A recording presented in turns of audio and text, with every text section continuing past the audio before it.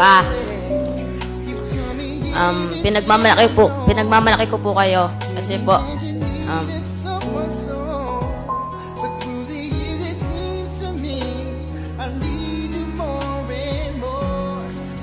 ano po,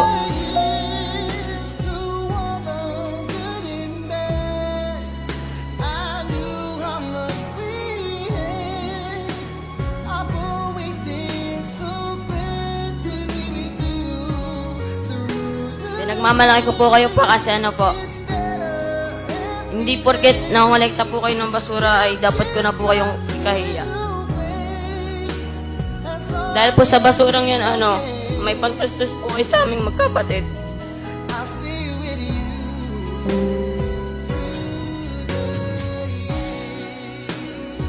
Mahal na mahal po kita pa.